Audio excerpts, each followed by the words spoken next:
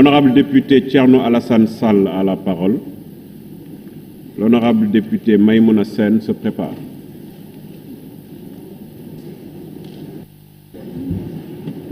Honorable député,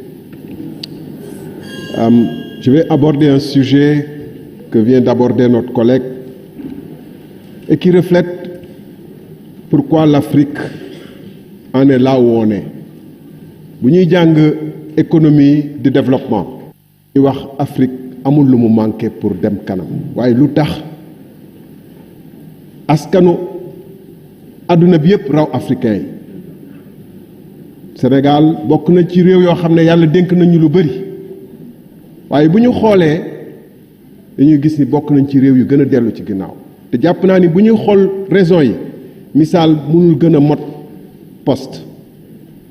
poste naam wax ngeen ko depuis 92 ba léegi mu ngi ci ay jafe-jafe ñu fal gouvernement bu bees en 2012 pour jafe-jafe yooyu mu saafara ko teggi li nga xam ne moom mooy yorin bu bon li nga xam ne moom la ñu yore woon boîte boobu waaye dama jàpp ni comme yeneen boîte dinañ ci ñëw ay Dakar dem dikk ak yooyu poste yorin bi dafa yées wax nañ ko léegi ay recrutement politique mais li ci gën a doy waar mooy du waa ji fekk fa ñaari junni liggéeykat mu jël junni teg ci ñoo xam ne amuñu sax foo xam ne fu ñuy toog pour liggéey maanaam jëluñu leen pour ñu yokk dara ci li poste di jëriñ waaye dañ leen jël pour ñu liggéey def politique jàppale parti au pouvoir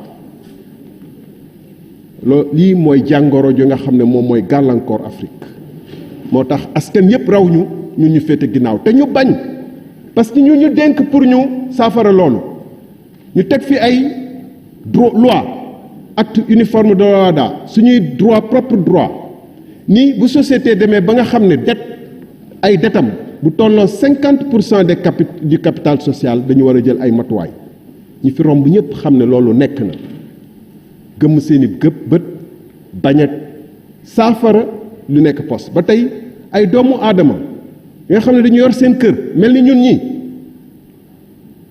am seeni doon liggéey normalement mënutuñu fayee ko ku ci feebar doo faju ku ci sa doom feebar doo faju ñun député yi nga xam ne dañu jox ñun ñooy ultime rempart bi waxuma député Benno waxuma keneen ñun ñooy ultime rempart pour faj jàngoro waa poste parce que xam nañu gouvernement bi du ci jéem dara dina ñëw ci Dakar dem dikk Soleil RTS et cetera est-ce que ñun dañuy toog def ko politique ñu nit di ñuy voter oui ñuy voter non alors que ñun lañu jox doole ak sañ-sañu càmbar en ultime recours pourquoi gouvernement bi di seetaan poste depuis loolu ba léegi mbokk yi lii du waxu politique lii ay sénégalais yi comme ñun ñoo xam ne dañu jaaxle. Merci, honorable collègue.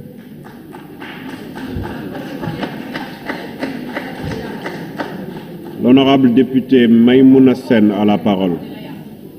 L'honorable député Demba Ba se prépare. Merci beaucoup, Monsieur le Président.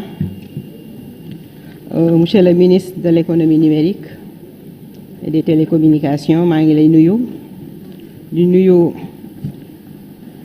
ministre des Finances et du Budget, puis le ministre du Travail, di nuyu le directeur général du budget, di nuyu seen collaborateurs yi ngeen àndal yépp, di nuyu sama collègue député yi toog fi yépp.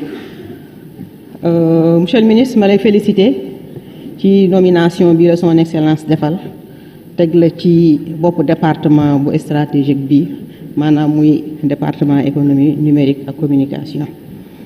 ñu gis ci yow fulla ak fayda ba tax na lii la son excellence jox ñun am nañ ci yaakaar ne di nga ko doxal ni nga ko war a doxalee. Monsieur le ministre, monsieur le président, nga may ma bala may sori rek sànq dafa am sama benn collègue bu taxaw fii ne télé yi dañuy def ay émissions yoo xam ne dañuy sensibiliser xale yi maanaam ci mbirum góor jigéen xanaa dafa fàtte ñiy sensibiliser xale yi ci mbirum viol bi loolu du ci wax ak tamit affaire pédophilie bi du ci wax ak tamit ñiy wër di ëmbal doomu jàmbure na ci wax fii li ñu war a wax dafa bari. Monsieur le ministre, le projet, monsieur le ministre, may saluer le projet Smart City maanaam monsieur le ministre ma lay féliciter ci innovation yi am solo yi bien vrai que fekke woo ko mais xam nañ ne état continuité la ñu ciy féliciter son excellence ndax gis nañu mu def programme bu am solo ba ñu mën ci citer lu mel ni e-handicap et TIC ñu gis muy former ay handicapés di leen former ci nouvelle technologie ba pare doter leen ay matériel ba pare mu financer leen gis nañ loolu tamit ñu koy rafetlu bu baax a baax a baax ndax xam na ne ñooñu ci askan bi la ñu bokk. tout récemment gis nañu li mu def INEFJA bu Thiès loolu ñun ñëpp ñu koy saluer di ko rafetlu ñu ñëw tamit di saluer tamit le projet Smart Sénégal bii nga xam ne dafa composé de 5 programmes majeurs ñu mën ci citer lu mel ni Smart Éducation pour améliorer l'enseignement et l'apprentissage dans les universités et les élémentaires loolu ñu koy saluer ndax gis nañu numérique bi liggéey bu am solo bi ñu def ci Covid bi mu fi ñëwee ndax yu bari moom moo ko doxal ndax naroon naa gën a ñaaw monsieur le ministre tamit may saluer la signature du décret du 6 janvier 2020 relatif à la création et à la promotion de la start-up au Sénégal ndax gis nañu état du Sénégal dafa mettre en action 3 mesures pour accompagner nos jeunes start-up ba pare pour encadrer leen ba pare maanaam ñu enregistrer leen ñoom ñëpp fépp fu ñu nekk ba pare loolu doyul mu ne il faut mu defal leen financement de 15 milliards pour jàppale leen ci seen projet yooyu ñu am ndax ku ne xam na ne suñu jeune start-up yi nekk fii Sénégal dañ daan am difficulté pour ñu financer seen yenn projet yi moo taxoon souvent ñu naan viu start-up daawul yàgg ndax problème yu mel nii rek moo ko daan def. monsieur le ministre tamit ñuy saluer tamit pôle emploi yi mu def ci dëkk yi ndax dafa yombal liggéey bu baree bari mais côté boobu tamit ADE ñu ngi ko fay xaar ci biir Thiès ndax am na yoo xamante ne dafa soxla ñoom ñu ñëw jàpp ci ndax am na yu baree bari yoo xamante ne ñu ngi koy soxla ci côté boobu ci wàllu communication beeg digitalisation bi dafa xaw a manqué foofu. monsieur le ministre may laajte programme adressage numérique yi ñu soumettre woon fii may laaj loolu fu mu toll ndax ñi nekk ci collectivité locale yaakaar naa ne loolu dina gën a yombal seen liggéey yi ci collecte de recettes yi ak yooyu vraiment monsieur le ministre loolu bu ñu ko mënee mettre en vigueur dina jàppale ñu baree bari maa ngi leen di remercier di leen. Merci, honorable collègue. L'honorable député Demba Ba a la parole.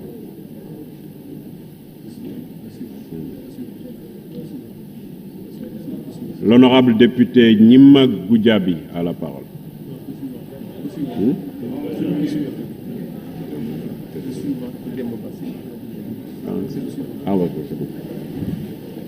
L'honorable député Demba Ba a la parole. L'honorable député Nyima Goudiaby se prépare. Monsieur le Président, Monsieur le ministre de la Communication, Monsieur le ministre des Finances et du Budget, Monsieur le ministre du Travail et vos collaborateurs, chers collègues députés. J'ai une précision sur le rapport à la page 77 concernant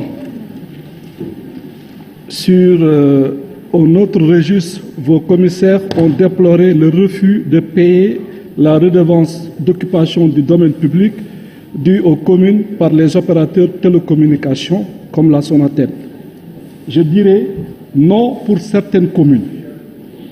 Moi, je suis de Médina Ndiadjbé dans le département de Podor et je connais pas mal de communes chez nous qui ont eu à émettre des ordres de recettes au niveau de la perception et qui ont poursuivi la Sonatel à payer les redevances d'occupation du domaine public, ODP. J'en fais partie. J'ai suivi le procès pendant 4 ans et par arrêt de la Cour d'appel de Saint-Louis, on a gagné le procès. C'est l'arrêt numéro 11 du 4 juin 2021. Ils m'ont reversé 50 millions sur 2 antennes multimédia, un qui est à Nanaipel dans le Djeri et l'autre qui est à Sirus Tchambé dans ma commune. Mais imaginez-vous, quand je reçois 50 millions, je les mis dans les investissements. Ça a servi à construire des salles de classe, ça a servi à construire des postes de santé, je pense qu'il faut accompagner les communes pour que la Sonatel paye les redevances qu'il faut. À un moment donné, il y avait une rencontre et les ministères, des collectivités territoriales, le ministère des Finances et vous maintenant, le ministère de la Communication, avec les acteurs, ils doivent se réunir pour créer un dialogue.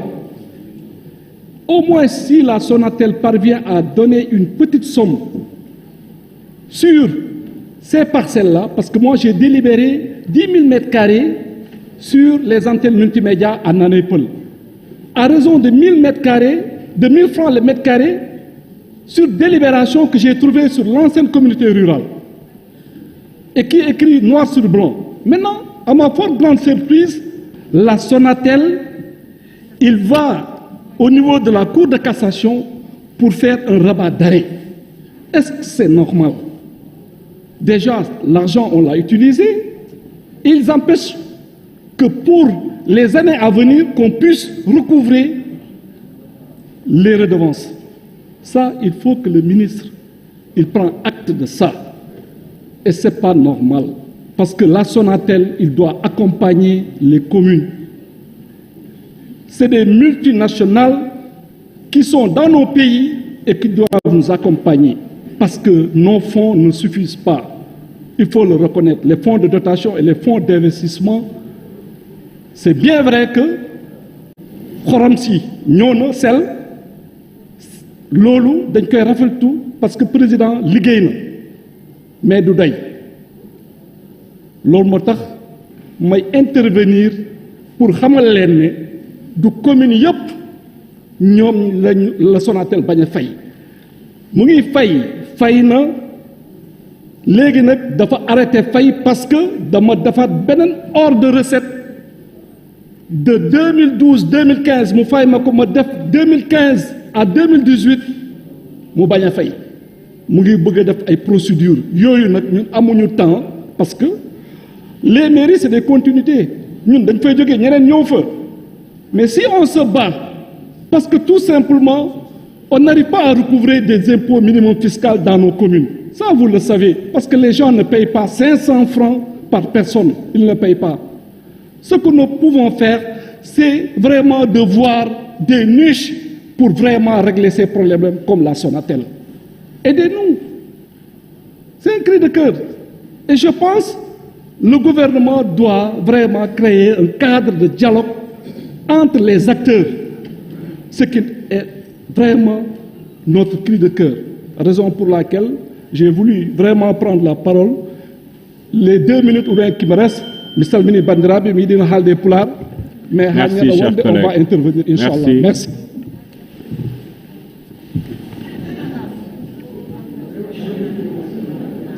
Honorable député Nima Goudjabi a la parole. Honorable député Alioune Sall se prépare. Merci beaucoup. Merci.